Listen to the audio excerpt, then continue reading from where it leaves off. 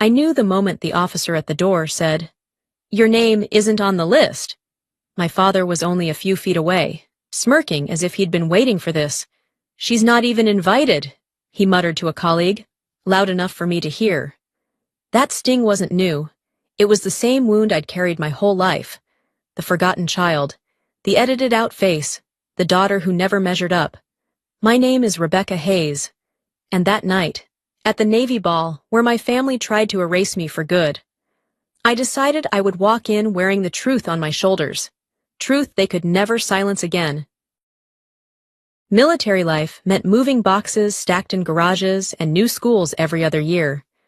Mayport, San Diego, Yokosuka. Our lives were measured in duty stations and base housing. Through it all, my father carried himself like the very model of a Navy officer, and he made sure the world saw my brother Michael as the heir to his legacy. When Michael got his academy appointment, the backyard looked like a parade ground. Flags lined the fence, neighbors raised beers, and Dad toasted like victory had already been secured. I stood in the corner with my own news, first place in a national cyber defense competition, but when I mentioned it, Dad offered nothing more than a distracted nod, and the words, "That's nice, but not a commission." The way the crowd roared for Michael, and the way my accomplishment disappeared in the smoke of the grill, set the tone for years to come. What hurt most wasn't the absence of applause. It was the silence that told me, over and over, I would never be enough unless I fit his definition of a warfighter. That truth carved itself deeper one evening years later. I had just made lieutenant commander, orders still folded in my bag, when I overheard Dad talking in the kitchen with an old shipmate. "Rebecca's smart," he said, "but she's not a warfighter." He had no idea I was standing in the hall, hearing every word. That moment branded me. It wasn't anger that settled in. It was clarity. I stopped waiting for approval and began building a career in shadows where victories left no photographs, where I could excel without the weight of his expectations. That overheard sentence became the spark that pushed me to prove, not to him, but to myself, that strength wasn't only forged on the front lines. 3 days before the ball, I checked my inbox for the RSVP confirmation. Instead of confirmed, the message glared back. "Your reservation was canceled." I knew I hadn't canceled. I reread it twice, the polite tone of rejection twisting like a knife. Later that night, while scrolling through the family's group chat, I opened an attachment that wasn't meant for me. It was a seating chart PDF for the ball, names neatly arranged in bold letters, my parents, Michael, his wife. My own name struck through with a red line. No explanation, no accident, just erased. That discovery should have been enough to steel me, but the final blow came when I overheard what the program included. They planned to show a tribute video titled The Hayes Legacy. Curious and uneasy, I tracked down an early draft. Frame after frame rolled across the screen. Dad in his command whites, Michael in his academy uniform. Family holidays, promotions, parades. But every photo where I once stood had been cropped, trimmed, or faded out entirely. It was as though I had never existed in the story of our family. That wasn't a mistake. It was a deliberate rewrite. They hadn't just excluded me from the seating chart, they had edited me out of the family's history. Sitting in my car with the video replaying on my phone, the chill of betrayal settled deeper than the river wind outside. This wasn't negligence. It was intent. And intent demanded an answer. I settled into a corner of the hotel lounge, the low hum of conversation around me, blending with the faint music seeping from the ballroom. Through the glass wall, I could see rows of uniforms filing in, polished shoes reflecting the chandelier light, ribbons and medals glinting under the chandeliers. The very air seemed to carry a rhythm of order and belonging. One I had been told, again and again, did not include me. As I adjusted my seat, an older man in civilian clothes, but with the unmistakable bearing of someone who had lived his whole life in uniform, stopped in front of me. He pressed something small and heavy into my palm, a challenge coin etched with the insignia of a SEAL reunion. His voice was rough, steady. "Plenty of frogmen here tonight. Hold your head high. Then he moved on before I could answer, leaving me with the cold weight of the coin burning against my skin. From inside the ballroom, the muffled sound of a microphone check carried into the lounge. I caught the master of ceremonies rehearsing lines. All Hayes officers to the front row. My father, my brother. Their names echoed in the roll call. Mine was conspicuously absent. It wasn't an oversight. They had scripted me out as if I'd never worn the uniform at all. The door opened again, and a Master Chief SEAL strode by, his steps crisp and purposeful. For a moment, his eyes locked on mine, steady, measuring. He slowed just enough to let recognition flicker in his gaze. Then, without a word, he continued down the hall. The silence in that pause carried more weight than any greeting. He knew something, or at least suspected. I closed my fingers around the coin until its ridged edges pressed into my palm. For the first time all night, I felt something shift inside me. It wasn't comfort exactly, but a quiet strength, like a signal in the dark that someone, somewhere, might already know the truth. And yet, through the polished glass, I could still hear the laughter, the chatter, the rehearsed lines of a program where I had been erased from the script long before the first guest arrived. The family reception room smelled faintly of wine and polished wood, its walls lined with framed photos of past commanding officers. I hadn't planned to linger there, but the turn of a corner placed me face to face with the two people who had defined the night, my father and my brother. I spoke before either could dismiss me. I came to congratulate you both. I'm not here to compete. My voice was steady, quiet, but it landed like a challenge in the heavy air. My father's reply was immediate, clipped, and cold. You chose computers, not combat. Out here, there's no seat for outsiders. He didn't raise his voice, but his words cut with the certainty of someone who had rehearsed them 100 times. Michael shifted uncomfortably, eyes flicking from me to our father. At last he leaned closer, his voice lower, uncertain. It was her. She changed your RSVP. Mom didn't want the fuss. She thought it would be simpler. The meaning hit with the weight of steel. My stepmother, the one who had always smiled too brightly at me, had gone into the system and quietly turned, confirmed, into canceled. I turned my gaze back to my father, searching for denial, for outrage. He offered neither. Just a long exhale, shoulders heavy with resignation. Everything runs smoother when you're not in the picture. The room was quiet after that, the kind of silence that leaves no room for protest.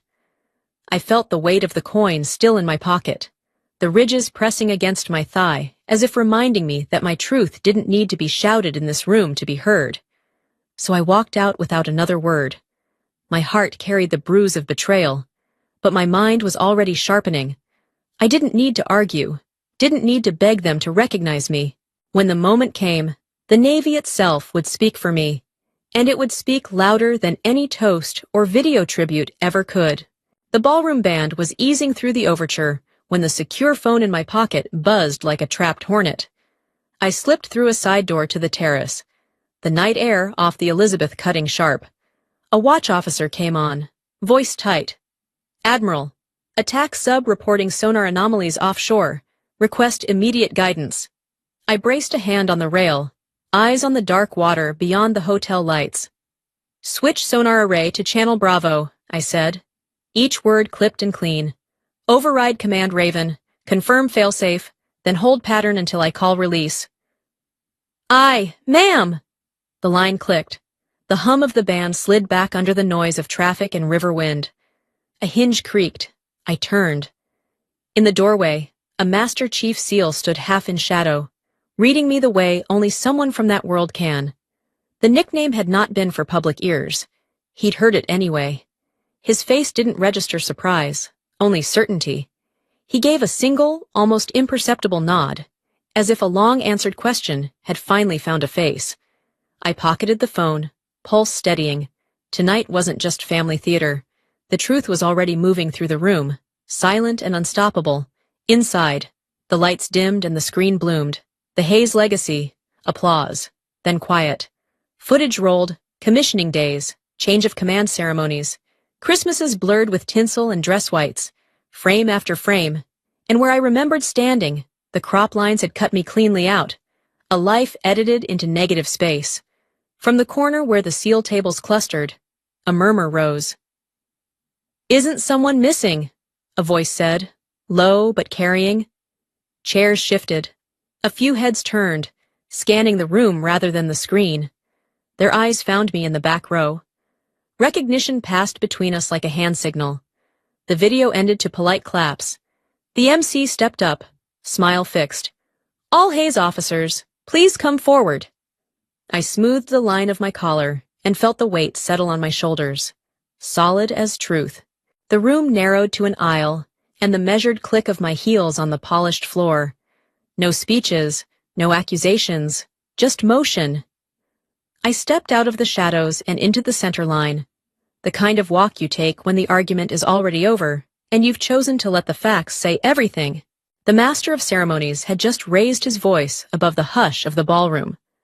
"All Hayes officers," he began. The words rehearsed, polished, meant to crown the family narrative that had erased me from its pages.